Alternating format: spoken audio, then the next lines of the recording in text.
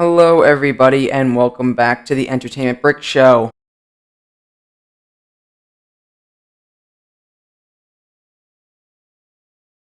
Today, I want to do sort of a retrospective video on LEGO Star Wars The Skywalker Saga. Because, of course, that game has been out for a little while now. I think it's probably been, what was it, April 5th, I think it came out. So April, May, June, July, like 3-4 months. And, you know, I played it. It's all live streamed on the channel, so you can go check that out if you'd like. You watch my playthrough and everything. It was a lot of fun live streaming. First game I ever live streamed on the channel, but I want to do a retrospective on the game and ask the question, did I really enjoy LEGO Star Wars The Skywalker Saga? Because, of course, this game is very, very different from regular LEGO games. Of course, regular LEGO games have way longer levels, I guess much more focused open worlds, different kinds of character grids, different kinds of like button commands on your controller, different move sets, different things like that. Very, very different from the Skywalker Saga. The Skywalker Saga took basically elements of original LEGO games, changed a lot about them, and made this new game that, of course, we have since April, or have had since April. And it's very interesting. They made this whole new engine for the game, if I'm not mistaken. TT Games made this whole new engine for the game and just started making models and things like that for the open worlds. Because, of course, there's 23 planets or something along those lines. I don't even remember anymore. But very, large open worlds, so much to do, so many side missions, so many collectibles, all those different things. And I just started thinking about it after a little while. I would say probably a couple days ago, I was starting to think about it. I'm like, man, did I really enjoy LEGO Star Wars The Skywalker Saga, or did it live up to the hype? Because I'm a big LEGO game fan, and I really liked the style of LEGO games, like that formula of you get 10 to 15 minute levels depending on how in depth you go with your levels, or how if a puzzle takes you a little longer than usual. But I would generally say the average LEGO game level takes around 10 to 15 minutes to beat, while these levels were significantly shorter. To be fair, there was 45 of them, so it's I guess it's justified in that way, but these levels were, some of them were 30 seconds at times. Well, not 30 seconds, maybe a minute solid. For example, the level They Fly Now, or a skip and a jump and stuff like that from the what was it, Rise of Skywalker movie levels. Those ones were super quick, flying levels, and then you basically start it up and then you're done. A quick snap and it's done already. And I don't know, it's just those really short levels, they weren't what I was expecting, I guess. I was expecting full-length levels that were, same thing, 10 to 15 minutes long, and that's kind of, just they're following the regular LEGO game formula, but it really didn't end up being like that.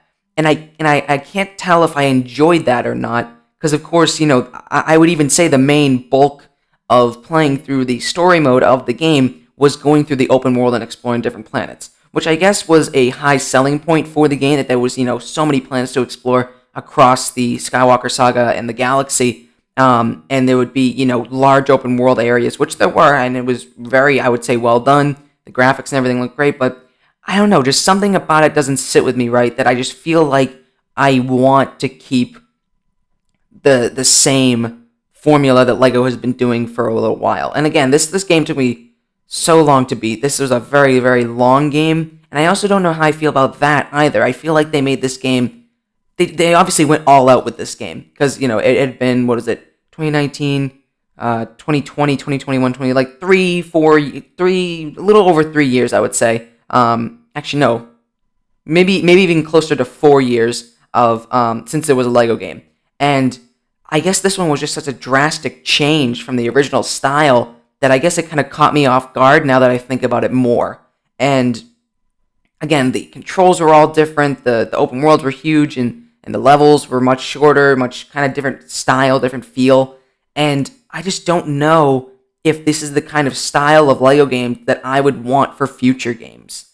And I've been thinking about this a lot, because I feel like LEGO's definitely making more LEGO games. The LEGO games, I would say, sell really well, especially the Skywalker Saga sold incredibly, easily the most sold LEGO game, best-selling LEGO game out there to date, and I don't know if I want to see this style continue for the future. I mean, the graphics and stuff like that, and maybe even the button controls, I guess could kind of stay similar. But just like the levels, I think is probably my biggest complaint here. And also the characters. Characters as well. Characters, they need to have unique abilities. They can't just be the same, like they can't be classes and then be the exact same thing. That was also a problem. It was great to have characters like, Bo-Katan, Mandalorian, Vader, Anakin, whatever, whoever it is. But, each character fell into a class that would generally have the exact same abilities as the exact same character. So it felt like the moves were being copied and pasted onto this other model of another character, and I didn't appreciate that. I mean, I get it. You're having 300, 400 characters in the game. That's a lot of characters, but I want some uniqueness with each character, which, I mean, again, some were unique, like Salacious B. Crumb was, he wasn't just like a regular minifigure, he was like a little guy, whatever. And that was cool, but he didn't do anything. So I guess I was just kind of missing this sense of like uniqueness with the characters that you're able to play as, because they all just fell into a class and ended up doing the exact same thing. So that was also kind of a problem that I had with this game as well, was the characters. But mainly the big thing for me was the levels, because I love playing through Lego game levels, then going back through, getting all the collectibles, and having like this nice 10 to 15 minutes of gameplay. And this was obviously very different from that. And again, another question, will Lego continue this style for the future of Lego games? Really kind of hoping, now that I'm thinking about it more, now that I have time to kind of sit on the game for a little while now, really think about how I enjoyed the game, how I played it, and everything like that. I don't think I want to see this way of Lego games continue, because I just don't think it's the right way to go. I feel like the original formula was better, and again, you can keep the good graphics, you can keep the different controls, you know what I mean, but make lesser characters, quality over quantity here, lesser characters, but have them have different abilities, unique abilities, so that they feel different. And that's what game Lego's DC Supervillains did perfectly, which I'm not here to talk about. But anyways, you get the point. Just wanted to make that little comparison anyways, because I love that game. But yeah, that's kind of that question answered. Will Lego continue for this style of future Lego games? I really hope not. And also, another little topic I want to bring up for this Star Wars, the Skywalker Saga. Now, this topic could change, like my opinion could change in the future here, depending if the Skywalker Saga is going to be supported further. But the DLC was not enough, I feel like. Again, hopefully they make some more next year, or hopefully even earlier.